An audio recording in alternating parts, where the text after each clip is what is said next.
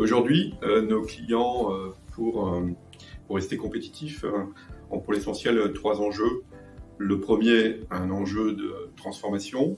Le second, un enjeu d'adaptation. Terminé, un enjeu d'innovation.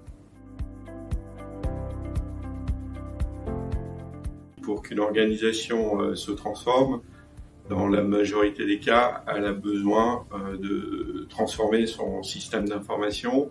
Ça veut dire se doter d'un système d'information performant, agile, dans une architecture moderne et dans la majorité des cas dans le cloud. Si je me mets dans le contexte SAP, ce sera un client qui va migrer vers SAP S/4HANA.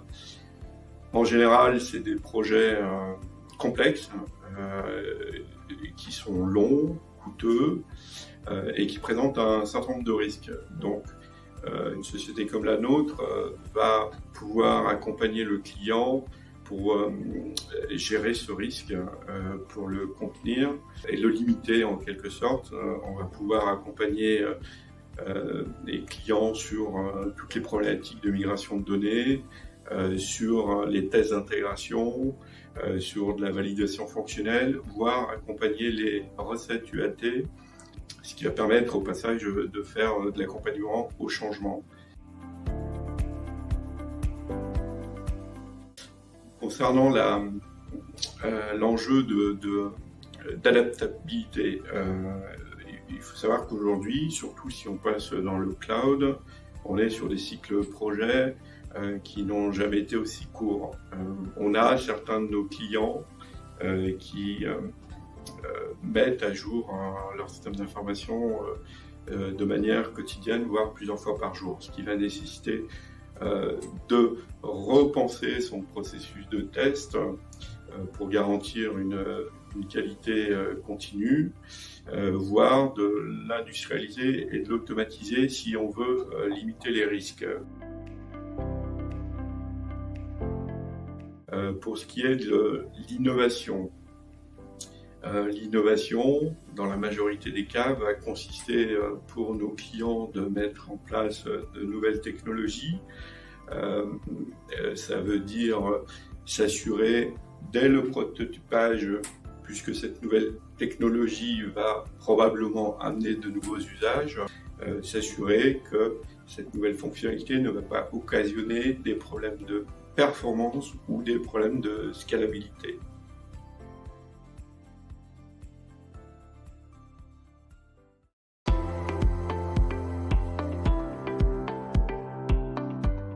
On parle de tests de non-régression, on parle d'automatisation de tests et on parle de tests de performance. Bon, pour schématiser, quand on parle de tests de non-régression,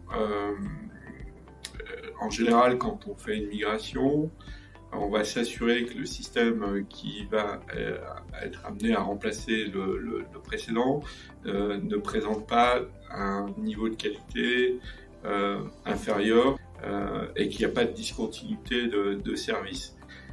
Ça veut dire que pour le client, il va devoir exécuter un ensemble de tests avant de mettre en production le nouveau système d'information. Cette quantité de tests est relativement importante et on peut envisager de mettre en place un automate, un robot qui va jouer ces tests avant la mise en production. En général, c'est des projets itératifs, donc il y a plusieurs versions. Donc on va pouvoir automatiser une partie de ces tests et gagner du temps sur ces phases de recette et de qualification. Il y a un troisième sujet qui est souvent négligé sur les projets de migration, c'est la performance. Si on prend par exemple un logiciel comme SAP, c'est un logiciel qui est intégré à d'autres logiciels de type CRM ou OMS. Donc il va falloir s'assurer que le nouveau système d'information qu'on va mettre en production ne présente pas de problème en termes de volumétrie et va supporter toute la charge qui est supposée supporter. Donc on va mettre en place des tests de montée en charge.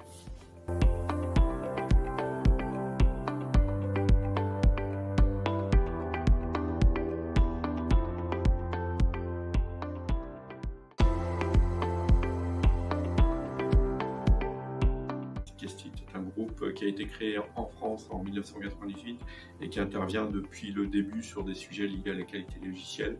On est ce qu'on appelle un pure player du test.